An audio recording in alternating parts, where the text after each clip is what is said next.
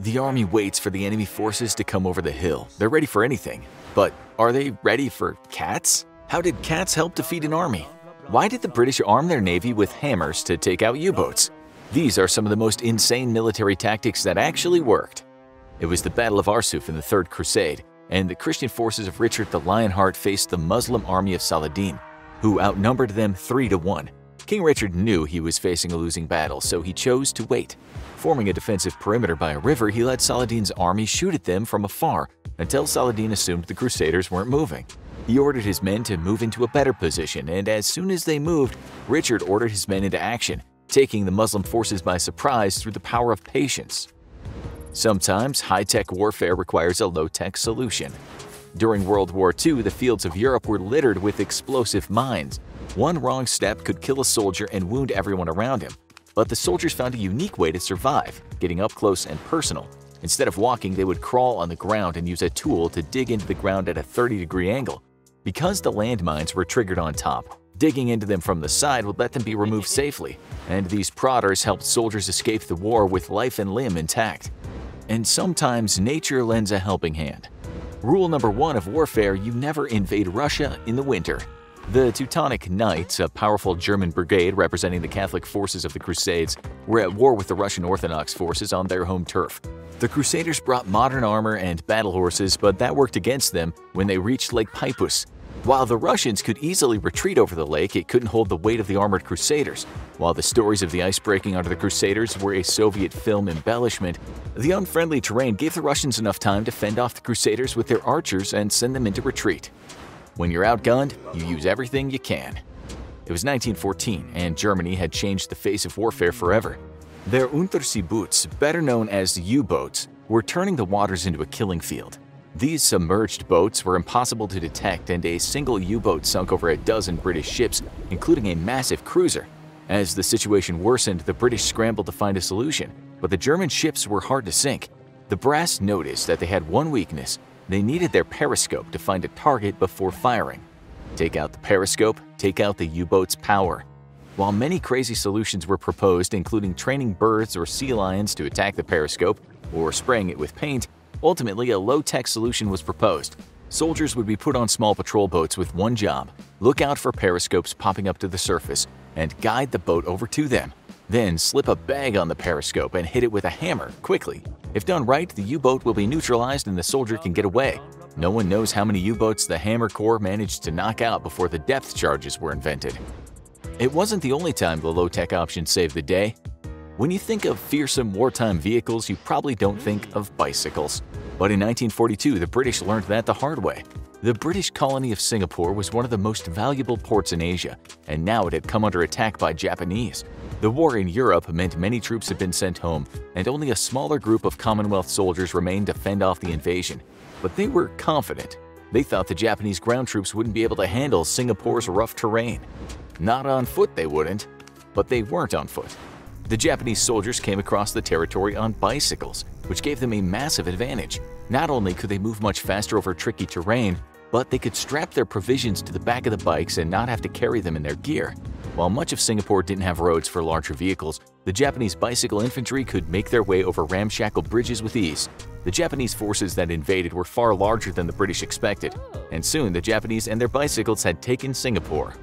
If you need an edge on your enemy, you can always distract them. In the year 623, what would one day be China was divided between warring kingdoms.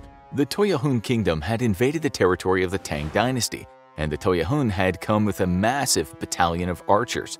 When they got to the higher ground, General Chai Shao of the Tang almost found his army wiped out. They retreated, but the general knew he needed to get his cavalry into position to attack. He needed a way to distract the Toyahun, and there was only one thing needed in almost any military camp: time to send in the ladies. A pair of women from Chai Shao's camp were sent to meet the Toyahun along with a musician. When they arrived, the women began dancing to the music, performing an appealing routine that led the soldiers to immediately drop what they were doing and watch them. While the women danced, the Tang general moved his men into position and launched an attack on the Toyahun camp, wiping them out. This could have been avoided if the Toyahun asked where the random dance troupe came from, but they probably weren't thinking with their heads. For one of the most unlikely military tactics, you have to go all the way back to Roman times. It was the Gallic Wars, as Julius Caesar sought to consolidate his empire in what would one day be France. A Gallic revolt of the town of Alesia in 52 BCE had led Rome to send 60,000 legionnaires to the battle, but they were outnumbered. The Gallic tribes were putting up a fight against the mighty Roman army, and soon word reached Caesar that a much larger relief force was coming to assist the Gauls. It seemed like he would have to retreat and take a shocking loss for the empire. But Caesar had other plans. His army built two walls, one surrounding the Gauls in Alesia and keeping them from escaping, and another one surrounding the Romans to keep the larger forces from making their way in.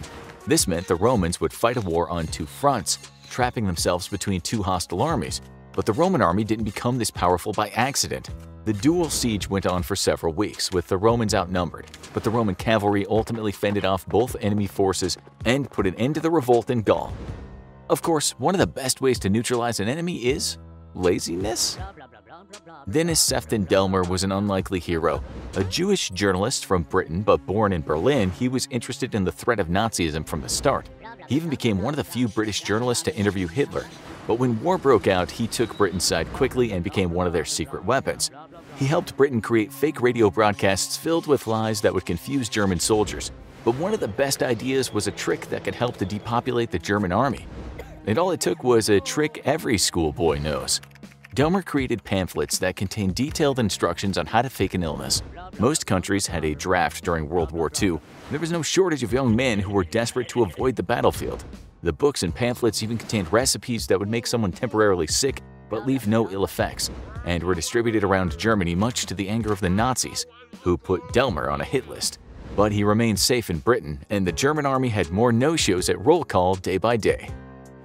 This next tactic combined unlikely weapons with unlikely warriors. The Eastern Front in World War II was the most brutal of the entire war, as the Russian army faced off against the invading Nazis.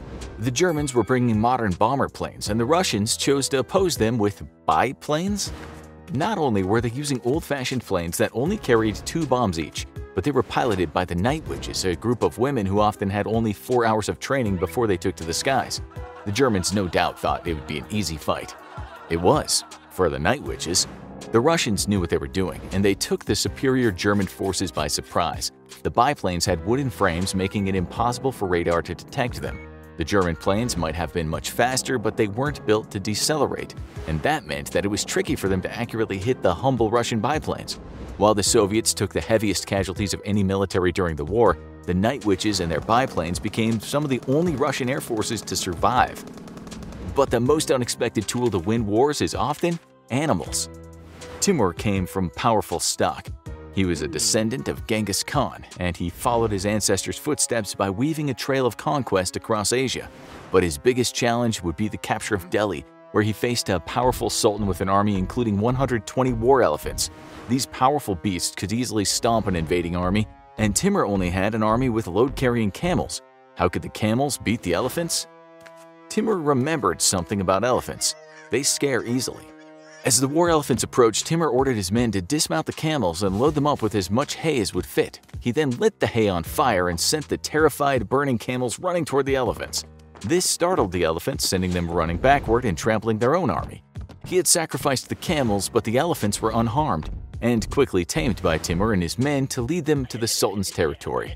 But the flaming camels weren't the only animals of fire to turn the tide of battle. King Harald III of Norway began his adulthood as a simple mercenary, and that was where he earned the name Harald the Ruthless. While working for the Byzantine Empire, he was sent to aid in the prolonged siege of a Sicilian settlement. They were surrounded by impenetrable walls, and while Harald had the superior army, he couldn't afford to wait them out. He needed a secret weapon, and one came from the sky. And soon, so would fire.